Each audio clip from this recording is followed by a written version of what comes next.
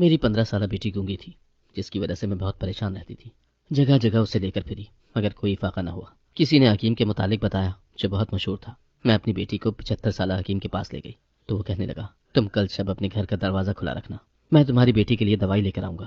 میں نے اس کی بات مان کر دروازہ کھلا رکھا۔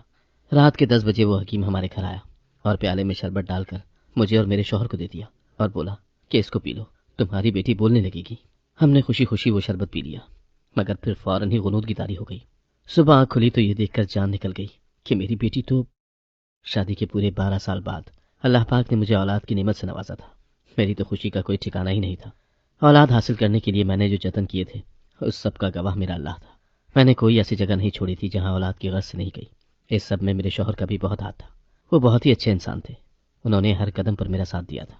میری ساس مزاج کی تیز تھی، وہ اٹھتے بیٹھتے مجھے بانجھ پن کے تانے دیا کرتی تھی اور ان تانوں نے میری روح زخمی کر دی تھی۔ میں نے تو ہمت ہی ہار دی تھی، اپنے شوہر افضل سے بھی کہہ دیا تھا کہ آپ دوسری شادی کر لیں، میں آپ کو خوشی نہیں دے پاؤں گی، مگر وہ میری باتوں پر کان ہی نہیں دھرتے تھے۔ کہنے لگتے، اللہ نے اگر مجھے اولاد دینا ہوگی تو تم ہی سے دے دے گا، مجھے بار بار شادیاں کرنے کی ضرورت نہیں ہے۔ اور اللہ نے آخرکار میری سن ہی لی تھی۔ میرے گھر پھولوں جیسی بیٹی نے جنم لیا تھا۔ میرے تو قدم زمین پر ہی نہیں ٹکتے تھے۔ میں سارا دن اپنی بچی کو گلے لگائے رکھتی، یہاں تک کہ افضل بھی بچی کو گود میں لینے کے لیے ترس جایا کرتے تھے۔ میں سلائی کرنا جانتی تھی، میں اپنی بیٹی کے لیے رنگ برنگی فراکیں بنایا کرتی تھی۔ میری بیٹی کا بچپن بڑا پیارا گزرا تھا اور پھر وہ تیسرے سال میں داخل ہو چکی تھی، مگر ابھی تک اس نے بولنا شروع نہیں کیا تھا۔ ماما بابا کہنا تو بہت دور کی بات ہے، اس نے تو ابھی تک بچوں کی طرح غوغا بھی نہیں کرنا سیکھا تھا۔ میں عائزہ کی ماں تھی، میں یہ سب باتیں نظر انداز کر دیا کرتی تھی، مگر محلے کی عورتیں بار بار آ کر مجھے احساس دلایا کرتی تھی کہ تمہاری بچی کے ساتھ کوئی مسئلہ ہے، کیونکہ عائزہ کے ساتھ جتنے بھی بچے محلے میں پیدا ہوئے تھے سب کے سب بولنے لگے تھے۔ مجھے ان باتوں نے بہت زیادہ خائف کر دیا تھا، مگر میں ابھی تک کسی کے ساتھ اپنے ڈر کا اظہار نہیں کر پائی تھی، کیونکہ میں ایسے محلے میں رہتی تھی جہاں لوگوں کی جسامت اور دیگر خامیوں کی بنا پر نام پڑ جاتے تھے۔ یہ سوچ کر ہی میرا دل لرز جاتا تھا کہ لوگ میری بیٹی کو گونگی کہا کریں گے۔ میں یہ باتیں سوچ سوچ کر میرا دم گھٹنے لگا تھا۔ افضل نے بھی یہ بات نوٹس کی تھی۔ وہ کہنے لگے، کیا بات ہے ماریا، تم ہر وقت اتنی الجھی سی کیوں رہتی ہو؟ میرے شوہر نے استفسار کیا تو میں پھوٹ پھوٹ کر رونے لگی تھی۔ میں بولی، افضل، ہماری عائزہ 3 سالوں کی ہو گئی ہے مگر اس نے ابھی تک بولنا شروع نہیں کیا۔ محلے کی عورتیں آ کر مجھے ڈراتی ہیں کہ شاید بچی گونگی ہے۔ میری بات سن کر افضل مسکرا دیے اور بولے، ماریا، تم تو سچ میں پاگل ہونا، جانے کب سے یہ باتیں اکیلی برداشت کرتی رہی ہو۔ تم نے مجھ سے کہا ہوتا تو ہم مل کر اس کا کوئی نہ کوئی حل نکال لیتے۔ میں جھٹ سے بولی، مجھے پتا ہے کیا حل نکالا ہے آپ نے؟ افضل کہنے لگے، میں کل کام پر نہیں جاؤں گا، ہم دونوں عائزہ کو ڈاکٹر کے پاس لے کر جائیں گے، وہ مکمل چیک اپ کر کے ہمیں بتا دے گا کہ بچی کے ساتھ کیا مسئلہ ہے۔ میں افضل کی بات سن کر خوش تو ہو گئی تھی، مگر پھر میرے دل میں ایک خیال کھوندا تھا۔ میں بولی، افضل، اگر ڈاکٹر نے کہہ دیا کہ آپ کی بچی پیدائشی گونگی ہے تو ہم کیا کریں گے؟ افضل کہنے لگے، ہم اللہ کا شکر ادا کریں گے کہ اس نے ہمیں بیٹی تو دی ہے نا، اب وہ بولے یا نہ بولے یہ میرے رب کی مرضی، اور ہمیں ہر حال میں اس کی مرضی کے آگے سر جھکا لینا چاہیے۔ ماشاءاللہ، کیا بات ہے۔ میں نے سر ہلا دیا اور اٹھ کر کمرے سے باہر آ گئی تھی۔ میں یہ سوچ کر میری آنکھوں سے آنسو نکلتے جا رہے تھے کہ کہیں ایسا نہ ہو کہ میری بچی سچ میں گونگی ہو۔ ساری رات میں سو نہیں پائی تھی۔ جو اذکار، جو دعائیں مجھے یاد تھی میں پڑھ پڑھ کر اپنی بیٹی پر پھونکتی رہی تھی اور اللہ سے گڑ گڑا کر دعائیں کرتی رہی تھی کہ میری بچی بولنے لگے، اس کے ساتھ کوئی بڑا مسئلہ نہ ہو۔ صبح جب میں سو کر اٹھی تو سر میں بہت شدید درد تھا، آنکھیں بھی سوج چکی تھیں۔ ہسپتال جانا ایسا لگ رہا تھا جیسے مجھے پھانسی کے پھندے کی جانب لے جایا جا رہا ہو۔ خیر، دوپہر کے وقت میرے شوہر نے مجھ سے کہا کہ میں شہر کے سب سے بہترین ڈاکٹر کے متعلق معلومات حاصل کر کے آ گیا ہوں، تم جلدی سے عائزہ کو تیار کرو، ہم ابھی چلے جاتے ہیں ڈاکٹر کے پاس۔ میری بیٹی بڑی فرما بردار تھی، اس نے کبھی مجھے تنگ نہیں کیا تھا، بڑے آرام سے اپنے کھلونوں کے ساتھ کھیلتی رہی تھی۔ وہ محلے کی باقی بچوں کی طرح ضد بھی نہیں کیا کرتی تھی۔ میں نے اسے پیارے پیارے سے کپڑے پہنائے۔ عائزہ کو تیار کرنے کے بعد میں خود بھی تیار ہو گئی اور پھر ہم ڈاکٹر کے پاس پہنچ چکے تھے۔ ڈاکٹر نے میری بیٹی کا مکمل معائنہ کیا تھا۔ معائنہ کرنے کے بعد وہ کہنے لگا کہ بچی کے ساتھ کوئی مسئلہ نہیں ہے، بعض بچے اپنے عمر کے حساب سے ذرا لیٹ بولتے ہیں، یہ سب بچے کے والدین پر منحصر ہے کہ وہ کس طرح کوشش کر کے بچے کو بلواتے ہیں۔ اس کے علاوہ ہمارے پاس اسپیچ تھراپی کی سہولت بھی میسر ہے، آپ ہر ہفتے بچی کو میرے کلینک پر لے آیا کریے گا، انشاءاللہ بچی بہت جلدی باتیں کرنے لگے گی۔ ڈاکٹر کی بات سن کر مجھے ایسا لگا تھا جیسے کسی نے میرے کندھوں سے بہت بھاری بوجھ اتار دیا ہو۔ میں پھر سے جی اٹھی تھی، اس لیے افضل سے فرمائش کرنے لگی کہ آپ ہمیں کھلونوں کی دکان پر لے جائیں، عائزہ کے لیے نئے کھلونے لینے ہیں۔ اور پھر عائزہ نے جس چیز پر ہاتھ رکھا ہم نے وہ اسے دلا دی تھی۔ جب سے عائزہ پیدا ہوئی تھی میں نے اپنے شوق تو کہیں مار ہی دیے تھے، نہ مجھے پہننے کا ہوش تھا اور نہ ہی اوڑھنے کا، اپنی ذات پر بہت کم خرچ کیا کرتی تھی۔ خیر، اب میں خوش رہنے لگی اور یوں ہی وقت گزرتا گیا۔ ہم نے بہت پیسہ اس ڈاکٹر پر لگایا کہ شاید ہماری بچی بول پڑے، مگر عائزہ 5 سال کی ہو چکی تھی اور اس نے ایک لفظ بھی نہیں بولا تھا۔ میں نے افضل سے کہا کہ ہم اپنی بچی کو اب مزید اس بیکار ڈاکٹر کے پاس لے کر نہیں جائیں گے، آپ کسی اور ڈاکٹر کے متعلق پتہ کریں۔ پھر یوں ہوا کہ ہم نے کوئی ڈاکٹر نہیں چھوڑا جس سے عائزہ کا علاج نہ کرایا ہو۔ مگر ہمیں مایوسی کا سامنا کرنا پڑا تھا۔ اس کے بعد محلے میں سے کسی نے مشورہ دیا کہ آپ ڈاکٹر کو چھوڑ کر ہومیوپیتھک سے علاج کروا لیں۔ فلاں بچے نے بھی اس طرح بولنا شروع کیا تھا۔ اب مجھے ایک نئی راہ نظر آ گئی تھی، میں اس جانب چل نکلی تھی۔ کئی سال ہمارے یوں ہی برباد ہو گئے تھے اور پھر ہم حکیموں پر اپنا پیسہ لوٹانے لگے تھے۔ یوں کرتے کراتے میری بیٹی عائزہ 15 سال کی ہو چکی تھی، مگر اس نے بولنا شروع نہیں کیا۔ میرا شوہر جتنا بھی کماتا تھا وہ سب ہم عائزہ کی دوا پر خرچ کر دیا کرتے تھے، اس لیے ہم اپنے بڑھاپے کے لیے سیونگ نہیں کر پائے تھے۔ میری بیٹی اب جوان ہو رہی تھی اور وہ اتنی حسین ہو گئی تھی کہ میں اسے جی بھر کر دیکھنے سے بھی ڈرتی تھی کہ کہیں میری بچی کو میری ہی نظر نہ لگ جائے۔ ہمارے محلے میں بھی عائزہ کے حسن کے چرچے تھے۔ سب کی زبان پر ایک ہی جملہ ہوتا تھا کہ ہائے عائزہ کتنی حسین ہے، کاش یہ بولتی بھی ہوتی تو ایسا ہی لگنا تھا جیسے آسمان سے پری اتر آئی ہو۔ میں یہ باتیں سوچ سوچ کر اپنا جی چلاتی تھی، اس لیے عمر سے زیادہ جھریاں میرے چہرے پر پڑ چکی تھی۔ ایک دن عجیب سی چیز ہوئی تھی۔ میں اور افضل عائزہ کو لے کر ایک پیر صاحب کے پاس گئے تھے۔ انہوں نے عائزہ پر دم درود کیا اور کہا کہ یہ بچی اب بولنے لگے گی۔ ہم نے پیر صاحب کو نذرانہ پیش کیا اور واپسی کے لیے اٹھ کر کھڑے ہو گئے تھے۔ باہر نکلے تو آنکھوں نے ایک عجیب منظر دیکھا تھا۔ ہمارے سامنے ہی ایک لڑکا اپنی موٹر سائیکل پر جا رہا تھا کہ ایک تیز رفتار گاڑی اس کو ٹکر مار کر آگے بڑھ گئی تھی۔ وہ جوان جہاں لڑکا زمین پر گرا پڑا تھا، خون میں لت پت تھا۔ افضل بھاگ کر اس لڑکے کے پاس گئے۔ انہوں نے لوگوں کو مدد کے لیے آوازیں دی مگر کوئی آگے نہیں بڑھ رہا تھا۔ بڑی مشکل سے ایک ٹیکسی ڈرائیور اس لڑکے کو ہسپتال لے جانے پر رضامند ہوا تھا۔ ہم اسے ہسپتال لے گئے تو ڈاکٹرز نے اپنا کام شروع کر دیا تھا۔ پھر میں اپنی بیٹی کو لے کر گھر آ گئی تھی، جبکہ افضل رات گئے تک ہسپتال میں ہی رہے تھے۔ جب وہ واپس آئے تو انہوں نے بتایا کہ لڑکی کی حالت بہت خراب تھی، وہ کومے میں چلا گیا تھا۔ لڑکے کے پاس ایسی کوئی چیز بھی نہیں ملی جس سے اس کی شناخت ظاہر ہو سکے۔ میں نے اس لڑکے کے لیے بہت دعائیں کی تھی، نہ جانے وہ کس ماں کے جگر کا گوشہ تھا۔ چند دن افضل یوں ہی ہسپتال جاتے رہے۔ ایک دن وہ اپنے ساتھ اس لڑکے کو بھی لے آئے تھے۔ وہ پٹیوں میں جکڑا ہوا تھا۔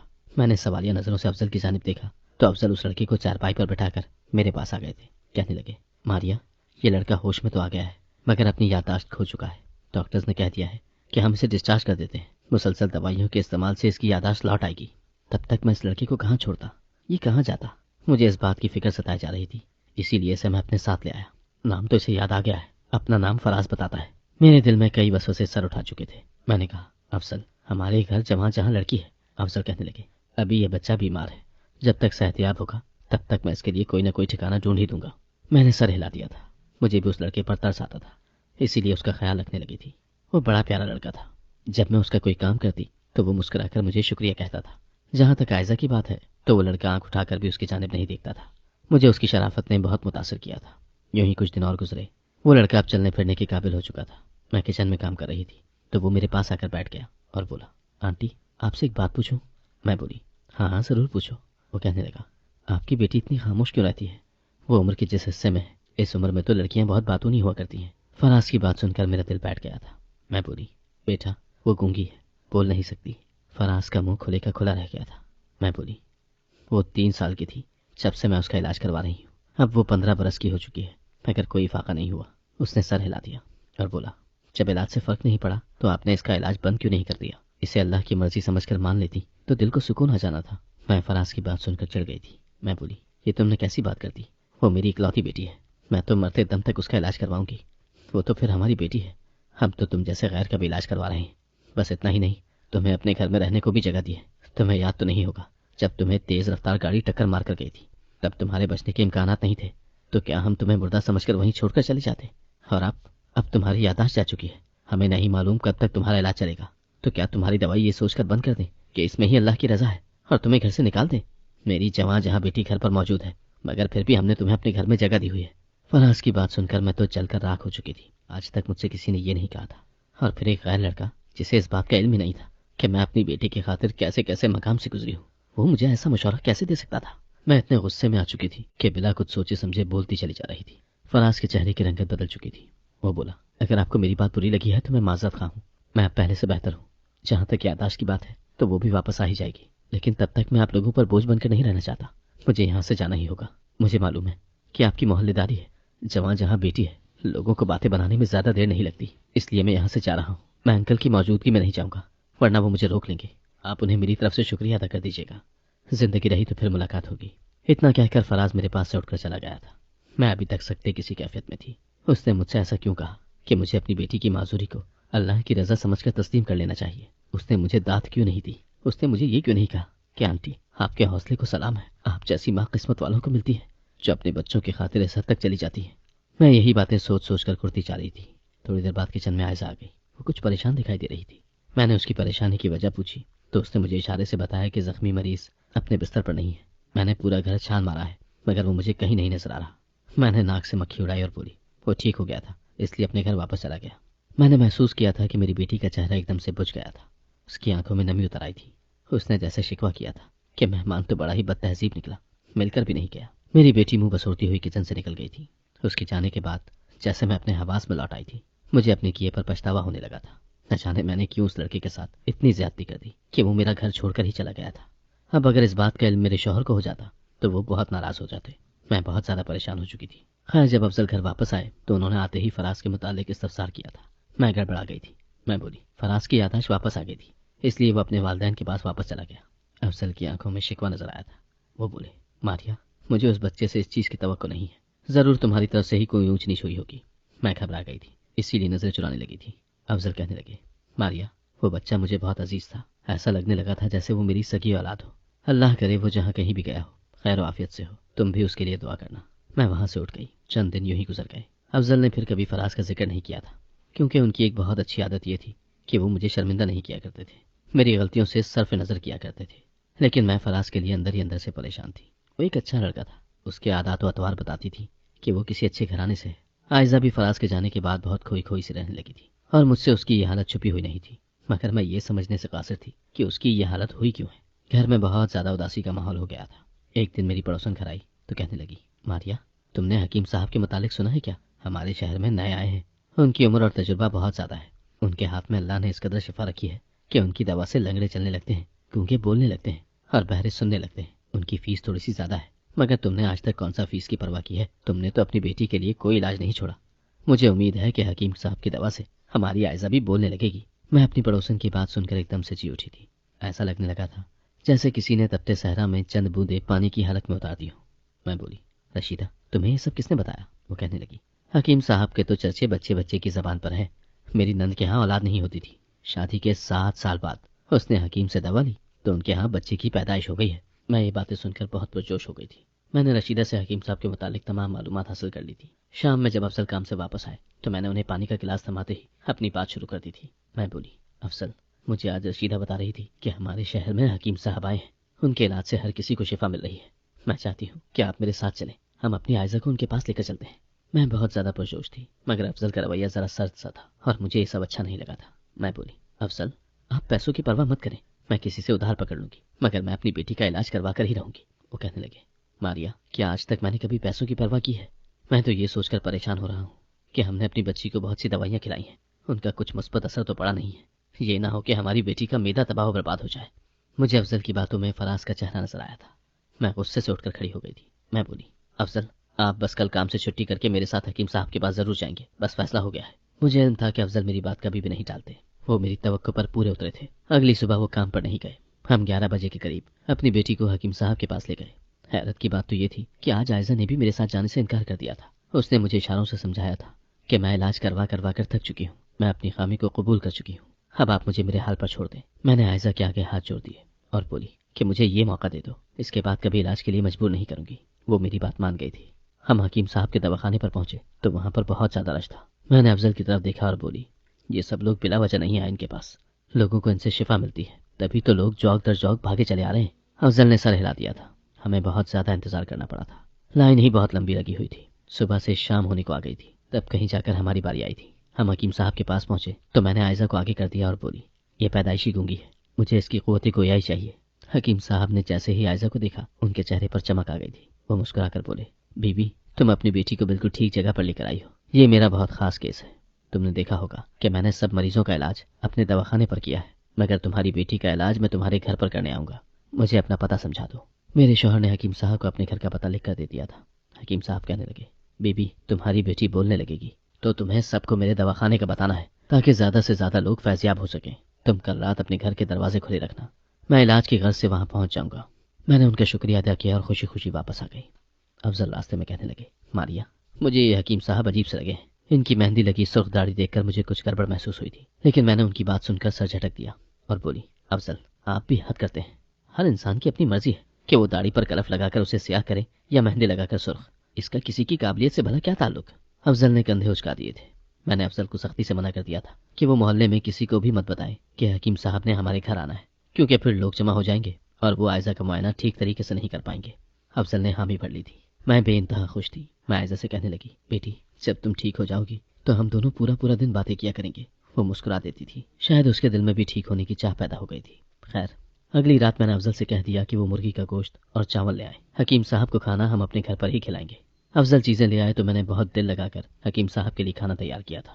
رات ٹھیک 10 بجے وہ ہمارے گھر پہنچ آئے تھے۔ میں انہیں گیسٹ روم میں لے گئی۔ میں بولی، حکیم صاحب پہلے کھانا تناول فرما لیں۔ وہ مسکرانے لگے اور بولے، نہیں، پہلے میں بچی کو ٹھیک کروں گا، پھر سب مل کر کھانا کھائیں گے۔ تمہارا شوہر کہاں ہے؟ اسے بھی اسی کمرے میں بلا لو۔ میں افضل کو بھی لے آئی تھی۔ انہوں نے عائزہ کو اپنے سامنے بٹھا لیا تھا، پھر اپنی پوٹلی سے ایک بوتل نکالی اور مجھ سے بولے، 2 گلاس لے کر آؤ۔ میں جلدی سے گلاس لے آئی۔ حکیم صاحب نے بوتل سے شربت ان 2 گلاسوں میں انڈیل دیا تھا اور بولے، اب یہ شربت تم دونوں میاں بیوی پی لو۔ شربت پی کر تم دونوں نے اپنی بیٹی کے منہ میں پھونک مار دینی ہے۔ میں نے تو وہ شربت ایک ہی گھونٹ میں حلق میں انڈیل لیا تھا، جبکہ افضل نے ایک گھونٹ کے بعد وہ شربت چھوڑ دیا۔ وہ کہنے لگے، اس کا ذائقہ اچھا نہیں ہے۔ حکیم صاحب کہنے لگے، یہ کیا بات ہوئی؟ میں تم لوگوں کی بیٹی کا علاج کرنے گھر آیا اور تم نخرے دکھا رہے ہو۔ میں نے افضل کو آنکھیں دکھائی اور بولی، جلدی سے پی لیں۔ وہ بیچارے مجبور ہو گئے اور گلاس کو منہ سے لگا لیا۔ تھوڑی ہی دیر گزری تھی کہ مجھے چکر آنے لگے، میری آنکھیں بند ہونے لگی تھی۔ میں نے گھومتے ہوئے سر سے افضل کی جانب دیکھا تھا، ان کی بھی آنکھیں بھاری ہو رہی تھیں۔ حکیم صاحب ہنسنے لگے تھے۔ انہوں نے عائزہ کا ہاتھ زبردستی پکڑا تھا اور اسے اپنی جانب کھینچنے کی کوشش کرنے لگے تھے۔ عائزہ بے تحاشا خوفزدہ ہو چکی تھی۔ وہ اپنا ہاتھ چھڑانے کی کوشش کر رہی تھی۔ اس نے بھاگنے کی کوشش بھی کی، مگر حکیم نے اس کا ہاتھ پکڑ لیا۔ بند ہوتی آنکھوں سے مجھے حکیم میں شیطان نظر آیا تھا اور پھر ہر طرف اندھیرا پھیل گیا تھا۔ میں غنودگی میں ڈوب چکی تھی، مگر یہ احساس مجھے کچوکے لگا رہا تھا کہ میری بیٹی مصیبت میں ہے۔ نہ جانے کتنے پہر میں اور افضل بے ہوش رہے تھے۔ جب ہوش آیا تو میں ایک دم سے اٹھ بیٹھی تھی اور حلق کے بل اپنی بیٹی کو پکارنے لگی تھی۔ سامنے کا منظر دیکھ کر تو میری روح تک کانپ گئی تھی۔ میری بیٹی کے بال بکھرے ہوئے تھے، اس کی آنکھیں سوجی ہوئی تھی۔ میں نے ارد گرد حکیم کو ڈھونڈنے کی کوشش کی تھی اور وہ بھی سامنے ہی صوفے پر بندھا پڑا ہوا تھا۔ میں نے اپنی بیٹی کی جانب دیکھا اور پوچھا، کیا ماجرا ہوا ہے؟ میرے شوہر بے ہوش میں آ چکے تھے۔ تھوڑی دیر بعد ہی ہمارے گھر کے دروازے پر پولیس کا سائرن بجا تھا۔ پولیس کی بھاری نفری ہمارے گھر میں داخل ہو چکی تھی۔ انہوں نے حکیم کو گرفتار کر لیا تھا اور اپنے ساتھ لے گئے تھے۔ ان کے پیچھے ہی فراز کھڑا تھا۔ میں اس کی جانب دوڑ کر گئی تھی۔ میں بولی، فراز تم یہاں کیسے آ گئے؟ یہاں کیا ہوا تھا؟ وہ کہنے لگا، آنٹی جب میں آپ کے گھر سے گیا تو کچھ ہی دنوں بعد میری یادداشت واپس آ گئی تھی۔ میں اپنے گھر واپس چلا گیا تھا، مگر مجھے آپ لوگوں کی اچھائی نے بہت متاثر کیا تھا، اس لیے وقتاً فوقتاً آپ کی خیر خیریت معلوم کرتا رہا تھا۔ ایک دن مجھے پتا چلا کہ آپ لوگ کسی جھوٹے حکیم کے ہتھے چڑھ گئے ہیں، وہ حکیم جو دوسرے شہر سے بھی فراڈ کی وجہ سے نکال دیا گیا تھا۔ پھر مزید پتہ کرایا تو میرے علم میں آیا کہ اس نے آپ سے وعدہ کیا ہے کہ وہ رات 10 بجے آپ کے گھر آئے گا۔ میں چونک گیا تھا، اسی لیے میں رات 9 بجے ہی آپ کی گلی میں آ کر بیٹھ گیا۔ پھر جب حکیم گھر میں داخل ہوا تو میں بھی دیوار پھلانگ کر آپ کے گھر آ گیا۔ جب مجھے علم ہوا کہ حکیم آپ کو بے ہوش کر چکا ہے اور عائزہ پر دست درازی کرنے کی کوشش کر رہا ہے تو میں نے حکیم کو پکڑ کر باندھ دیا۔ اللہ نے عائزہ کو محفوظ رکھا۔ پولیس آ کر حکیم کو پکڑ کر لے گئی اور میں فراز کی باتیں سن کر پھوٹ پھوٹ کر رونے لگی۔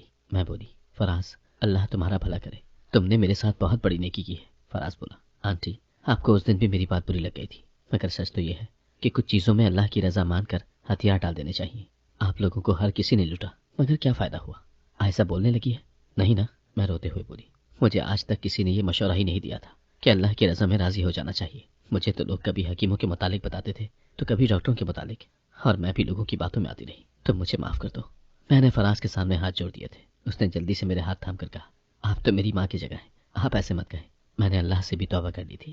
خیر کچھ دنوں بعد فراز کی والدہ عائزہ کا رشتہ لے کر آ گئی تھی۔ عائزہ بھی چھوٹی تھی، اسی لیے ہم نے نکاح کر دیا تھا، مگر رخصتی کچھ سالوں بعد کرنے کا کہہ دیا۔ عائزہ بھی اس رشتے سے بہت خوش تھی۔ اللہ نے میرے شوہر کی نیکی کا صلہ میری اولاد کو دے دیا تھا، اس لیے خدا را اگر کبھی سڑک پر یا کسی جگہ پر کسی ماں کے لخت جگر کو زخموں سے چور چور ہو کر تڑپتے ہوئے دیکھیں تو ان کو ہسپتال پہنچانے کی کوشش کریں۔ آپ کسی کی اولاد پر رحم کریں گے، اللہ پاک آپ کی اولاد پر رحم کرے گا۔